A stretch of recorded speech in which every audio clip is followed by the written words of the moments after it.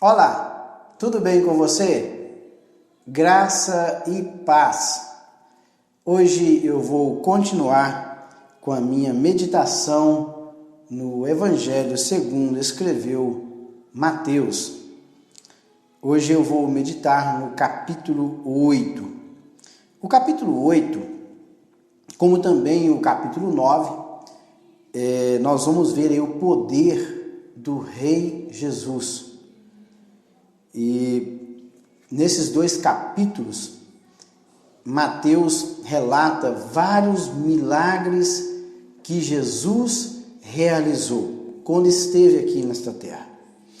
No capítulo 8, nós vemos aqui vários milagres. O primeiro aqui fala da cura de um leproso. Depois fala da cura do criado de um centurião.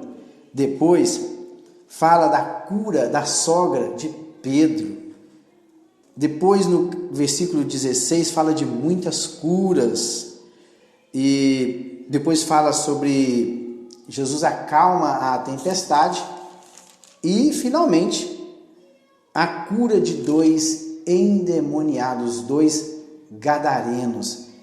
Então, outra coisa que me chama a atenção é que neste capítulo 8, Jesus ele demonstra a sua graça para com os rejeitados da sociedade. Vocês podem ver que os leprosos, eles eram excluídos da sociedade. Os gentios também, eles não eram bem vistos pelos judeus. As mulheres também, praticamente, elas eram excluídas da sociedade. E depois nós vemos ali os endemoniados, que também estavam excluídos da sociedade de então. Então nós vemos aí leprosos, gentios e mulheres, justamente nesse capítulo 8, a qual Jesus demonstrou a sua graça, curando-os de suas respectivas enfermidades e expulsando os demônios. E Mateus registra este fato desta maneira. Ora, descendo ele do monte, ou seja, por que Mateus começa assim, descendo ele do monte? Porque Jesus tinha acabado de proferir o famoso sermão do monte. Começa com as bem-aventuranças. E Jesus dá vários ensinamentos ali no Sermão do Monte. E ele acaba de descer do monte, após ele proferir esse sermão, essas palavras ali no monte, provavelmente próximo ali ao Mar da Galileia, e ele, descendo ele do monte, grandes multidões o seguiram. E eis que um leproso, tendo se aproximado, adorou, dizendo: Senhor, se quiseres, podes purificar-me. E Jesus, estendendo a mão, tocou-lhe, dizendo: quero, fica limpo. E imediatamente ele ficou limpo da sua lepra. Disse-lhe então Jesus: olha, não o digas a ninguém, mas vai mostrar-te ao sacerdote e fazer a oferta que Moisés ordenou para servir de testemunho ao povo. E esta oferta, esse ritual que era feito ali, estabelecido por Moisés, está lá em Levíticos, no capítulo 14, do versículo 1 até o versículo 32, está todo o ritual ali de purificação. Só depois você quiser ler como era feito esse ritual, está lá em Levítico, capítulo 14, do versículo 1 ao 32, você vai ler todo esse processo de purificação. Então, Jesus, primeiramente aí, quando ele desce do monte, ele cura o quê? Um leproso. Outra coisa que me chama a atenção aqui é que quando esse leproso ele viu Jesus, primeira coisa que ele fez, ele adorou. Pode ver que no versículo 29, ou melhor, no versículo 2, 29 do capítulo anterior. Estou no versículo 2 do capítulo 8. Pode ver que, e eis que um leproso, tendo aproximado, adorou, dizendo: Senhor. Ele usa a palavra proskinel, que é adorar, prostrar-se e adorar, reconhecendo aquela pessoa como Senhor, por isso que ele chama Senhor, que é kurios. A palavra grega é kurios, demonstrando assim que reconhecendo Jesus como Senhor soberano. Se quiseres, podes purificar-me. E Jesus aqui que ele estende as mãos e diz: olha, eu quero que você fique limpo. E imediatamente aquele homem que era leproso, ele ficou curado da sua lepra. A partir do versículo 5, nós vemos aí que agora ele cura o quê? O criado, o rapaz de um centurião. Centurião era uma pessoa, um oficial romano que tinha sob os seus cuidados ou sob as suas ordens um contingente de aproximadamente 100 soldados, ou uma centúria, 100 soldados. E no versículo 5 ele diz: tendo Jesus entrado em Cafarnaum, apresentou-se-lhe um centurião implorando: Senhor. Novamente, esse centurião aqui, ele reconhece Jesus como Senhor, porque ele novamente usa a palavra kurios, reconhecendo ele como Senhor soberano. O meu criado jaz em casa de cama, paralítico, sofrendo horrivelmente. Jesus lhe disse: eu irei curá-lo. Mas o centurião respondeu: Senhor, não sou digno de que entres em minha casa, mas apenas manda uma palavra, e o meu rapaz será curado. Pois também eu sou homem sujeito à autoridade.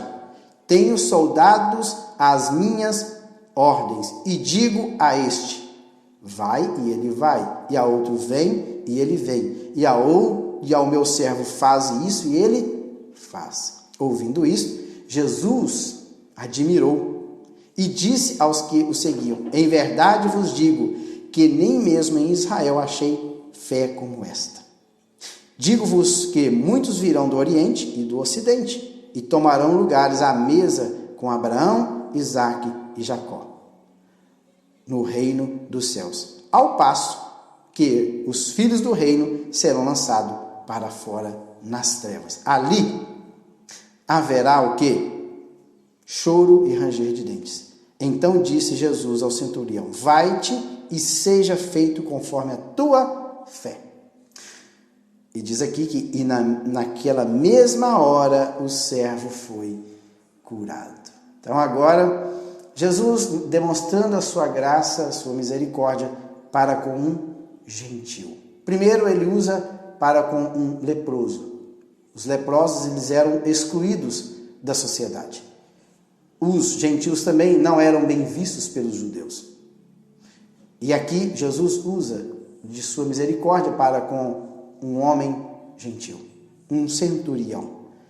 E impressionante que neste caso aqui Jesus faz a cura, ele realiza a cura à distância. Por quê? Porque aquele centurião, ele não achava digno de que Jesus entrasse na sua casa. Ele achava indigno. Não sei por que ele achou tão indigno de que Jesus entrasse na sua casa. Mas ele cria tanto em Jesus que ele falou assim: olha, somente uma palavra é o suficiente para que o meu rapaz, o meu servo, seja curado do mal, porque ele estava paralítico, impossibilitado de caminhar. Outra coisa que eu vejo aqui é que aquele centurião tinha um coração bondoso, porque se fosse um outro homem, como o centurião, ele poderia simplesmente pedir que viesse outro escravo, outro servo e ocupasse o lugar daquele rapaz. Mas nós vemos aqui a bondade também daquele homem. Ou seja, este centurião também agiu de misericórdia para com o seu servo. E Jesus, vendo o coração deste centurião, agiu de misericórdia, atendendo o seu pedido e curando o seu servo. E ele diz aqui que, olha, eu também sou homem sob autoridade. Por quê? Que Ele falou assim, ó, eu sou homem sujeito à autoridade. Porque acima dele tinha o quê? Os oficiais maiores e até o imperador. E também ele tinha pessoas ou soldados que estavam sob a sua autoridade. Ele respondia a um escalão maior, mas também ele tinha domínio sobre pessoas que estavam ao seu redor, que eram os soldados que faziam parte da sua centúria. E ele falou assim, olha, assim como eu tenho pessoas que estão sob a minha autoridade, eu creio que o Senhor disser uma palavra somente, e através desta palavra o meu servo será curado. E do jeito que aquele homem creu, ele foi atendido, porque Jesus viu no coração daquele homem fé o suficiente para que o servo fosse curado. Outra coisa que me chama a atenção aqui é que a fé aqui foi do centurião e não do seu servo. Em lugar nenhum aqui mostra que o servo daquele homem teve fé para ser curado. Mas a fé, ela foi de quem? Do próprio centurião, que agiu de misericórdia para com seu servo, indo até Jesus e pedindo a Jesus que fizesse algo a favor dele. A partir do versículo 14, agora nós vamos ver a graça e a misericórdia para com uma mulher. Tendo Jesus chegado à casa de Pedro morava em Cafarnaum, uma aldeia próxima às margens do mar da Galileia, uma vila de pescadores, viu a sogra deste acamada e ardendo em febre. Mas Jesus tomou-a pela mão e a febre a deixou. Ela se levantou e passou a servi-lo. Mais uma vez, Jesus usando de misericórdia para o quê? Para com uma mulher. As mulheres naquela época, elas eram excluídas da sociedade. Vocês podem ver que raramente em uma genealogia era citado o nome de uma mulher. Os nomes citados eram praticamente de homens. Os homens que eram contados, pode ver que Jesus alimentou uma multidão de 5.000 homens, sem contar mulheres e crianças. As mulheres e as crianças, elas não entravam na contagem. Não sei, é uma discriminação com relação às mulheres. Por parte de Deus? Não, por parte da sociedade de então, porque Jesus veio resgatar isso, porque para Deus não há diferença entre homem e mulher. Porque o Senhor Jesus, ele não faz acepção entre homem e mulher. Ele veio para todos. Por isso que ele curou a sogra de Pedro. Versículo 16. Chegaram à tarde, trouxeram-lhe muitos endemoniados e ele meramente com a palavra que é logos, expeliu os espíritos e curou a todos os que estavam doentes. Para que se cumprisse o que fora dito por intermédio do profeta Isaías. E esta passagem está lá registrada no capítulo 53 do profeta Isaías. Ele mesmo tomou as nossas enfermidades e carregou com as nossas doenças. Ou seja, ele pegou com as suas mãos as nossas doenças e levou embora. Para que se cumprisse o que fora dito pelo profeta Isaías. O profeta Isaías, para quem não sabe, ele profetizou por volta de 750 anos antes de Cristo. E ele foi um profeta messiânico. Ele profetizou algo sobre o futuro Messias. Ou seja, 750 anos depois é que foi cumprir aquilo que o profeta Isaías disse a respeito do Messias. E agora, passou-se esse tempo todo, cumpriu o que fora dito. Veio o Messias, Jesus, o nosso Salvador, fazendo tudo isso. Versículo 18. Vendo Jesus muita gente ao seu redor, ordenou que passassem para a outra margem. Então, aproximando dele um escriba, disse-lhe. Escriba era aqueles entendidos da Torá, eles que copiavam a Torá. Eram os gramateus.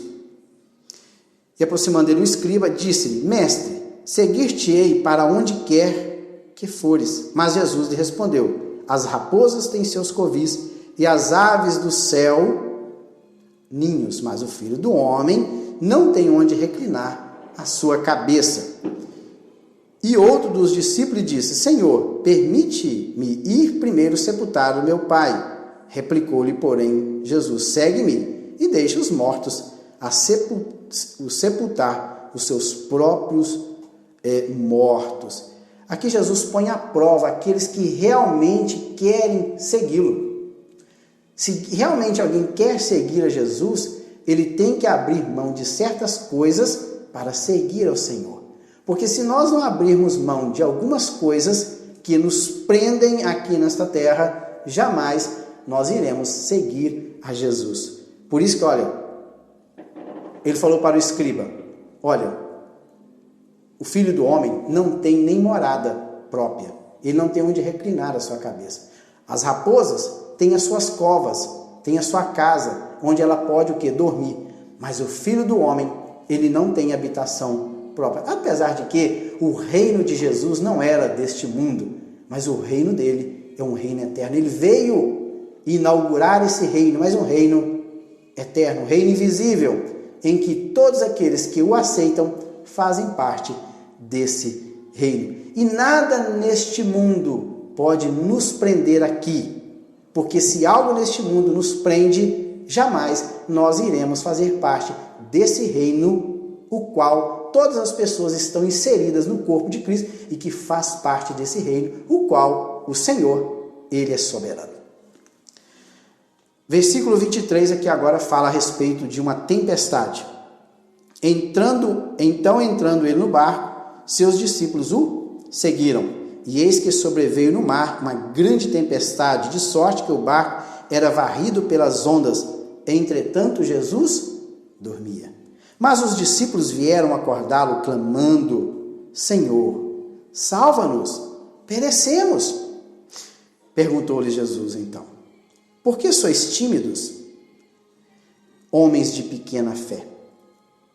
E levantando-se, repreendeu os ventos e o mar, e fez grande bonança. E maravilharam-se os homens, dizendo: quem é este que até os ventos e o mar lhe obedecem?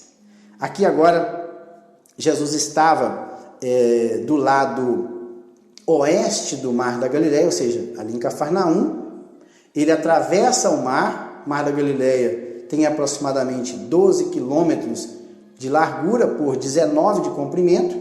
Ele atravessa o Mar da Galileia e vai em direção a território gentil. No próximo milagre aqui, ele vai para a região de Decápolis, onde está Gadara. E nessa travessia, eles vão enfrentar uma forte tempestade. E veja bem que Jesus, cansado daquele dia, ele dorme no barco. E quando ele dormiu, sobreveio uma tempestade muito grande, ao ponto das ondas ameaçarem o quê? A levar o barco para o fundo. Então, os discípulos naquele momento, eles lembraram que Jesus estava com eles. Com certeza eles tentaram remar de todos os meios, procurando resolver aquela situação, vencer aquelas ondas bravias, mas como eles não conseguiram, eles apelaram para Jesus. O único recurso era o quê? Acordar o mestre. E eles acordaram Jesus, lembraram que Jesus estava com eles no barco. Muitas das vezes acontece assim conosco. Nós nos esquecemos de Jesus. Nós simplesmente deixamos Jesus de lado, sendo que Jesus está a todo momento conosco. Nós nos esquecemos que Ele é o nosso Senhor e Ele está pronto para nos ajudar. Muitas das vezes, escudado em nossas próprias forças, nós tentamos ir à frente, baseado naquilo que nós sabemos, baseado nos nossos próprios conhecimentos, baseado nas nossas próprias forças. Nós queremos ir à frente sem Jesus. E o que dá? O resultado daqueles que tentam vencer as intempéries e as lutas dessa vida, usando as suas próprias forças, é que eles vão literalmente quebrar as suas caras. Quando nós confiamos realmente em Jesus, com certeza, Ele vai dar alívio à tempestade que levanta contra o nosso barco. E foi isso que Jesus fez. Jesus, naquele momento, ele diz: por que vocês são tão medrosos? Aqui, tímidos aqui é uma palavra grega deilos, ou seja, por que vocês são tão medrosos? Vocês são tão covardes? Vocês são homens de pequena fé. Não tem fé. E levantando, repreendeu os ventos e o mar, e fez uma grande bonança. Bonança aqui é calmaria. Fez-se uma grande calmaria. E eles maravilhados. O que é maravilhados? Taumazo, ou seja, eles ficaram admirados. Por que eles ficaram admirados? E ele falou assim, eles ficaram admirados e disseram, quem é este que até o vento e o mar lhe obedecem? E a partir do versículo 28, quando Jesus chega ali na outra margem, ou seja, na margem leste do mar da Galileia, ele estava na margem oeste, do lado do território da Galileia, agora ele atravessa para o outro lado, vai para o lado leste do mar da Galileia, entra na região de Decápolis, onde tinha a região de Gadara, e ali vamos ver o que Mateus fala. Tendo ele chegado à outra margem, a terra dos Gadarenos, vieram-lhe ao encontro 2 endemoniados, saindo dentre os sepulcros, e a tal ponto, furiosos, que ninguém podia passar por aquele caminho. E eis que gritaram, que temos nós contigo, ó Filho de Deus? Veja bem que os próprios demônios, eles reconheceram que Jesus era o Filho de Deus. E vieste aqui atormentar-nos antes do tempo? Ora, andava pastando não longe deles uma grande manada de porcos. Então os demônios lhe rogavam, se nos espere, manda-nos para a manada de porcos. Pois ide, ordenou-lhes Jesus, e eles saindo passaram para os porcos. E eis que toda a manada se precipitou despenhadeiro abaixo para dentro do mar, e nas águas pereceram. Fugiram os porqueiros e chegaram à cidade e contaram todas essas coisas, e o que acontecera aos endemoniados. Então a cidade toda saiu para encontrar-se com Jesus, e vendo-o, lhe rogaram que se retirasse da terra deles. Aqui Jesus traz paz a uma comunidade, porque esses 2 homens endemoniados, eles atormentavam a vida das pessoas que por aquele local ali passavam. Uma coisa que me chama a atenção é que ninguém podia resolver o problema desses 2 endemoniados. Satanás, o que Satanás fez com aqueles 2 homens? Satanás, ele tirou a sanidade daqueles homens, tirou o domínio próprio daqueles homens, tirou o convívio social daqueles homens. Isso que Satanás faz.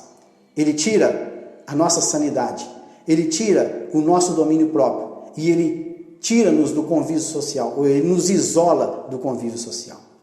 A sociedade, por outro lado, também não faz muita coisa para as pessoas. Ela reprime, ela isola e ela ameaça.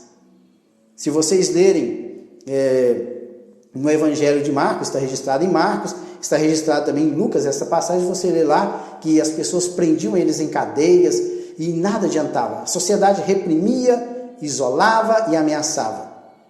Mas eles não podiam fazer nada para resolver o problema desses 2 endemoniados. Mas quando Jesus chega, a coisa muda completamente. O cenário muda completamente quando Jesus chega. Quando Jesus chegou ali no território gentil, região de Decápolis, Decápolis é 10 cidades. Quando Jesus chegou ali, ele expulsou aqueles demônios. Não sei quanto tempo aqueles homens estavam possessos por aquela legião de demônios. Mas o fato é que quando Jesus chegou, ele libertou, ele salvou, ele restaurou o convívio social daqueles 2 homens. Então ele libertou, ele salvou e ele inseriu novamente aqueles 2 homens na sociedade. Veja bem o que Jesus faz. Satanás, ele tira o domínio próprio, ele tira a sanidade das pessoas, ele isola as pessoas. Por outro lado, a sociedade, ela reprime, ela ameaça e ela também isola. Mas Jesus, ele liberta, ele cura, ele salva e ele insere novamente a pessoa na sociedade, pois Jesus é o libertador. E Jesus traz paz aos corações. Por isso que Jesus, neste dia, ele traz paz a uma comunidade. Eu não sei por que Jesus permitiu que os demônios entrassem na manada de porcos. Qualquer comentário que eu fizesse em cima desse texto, eu estaria meramente criando uma teoria. Eu não sei qual o propósito de Jesus por trás de tudo isso. A Bíblia simplesmente ela se cala, ela não traz uma explicação para mim por que Jesus permitiu isso. E onde a palavra de Deus se cala, eu também calo juntamente com ela. Com certeza, Jesus não revelou, mas ele tem os seus propósitos, porque ele permitiu que os demônios entrassem naquela manada de porcos. O fato é que o mais interessante é que Jesus libertou 2 pobres almas que estavam sendo escravizadas por Satanás e trazendo paz para aqueles corações e também para toda uma comunidade. Está aí, portanto, o capítulo 8 do Evangelho segundo escreveu Mateus. No próximo vídeo eu estarei entrando no capítulo 9. Fiquem com Deus e até lá!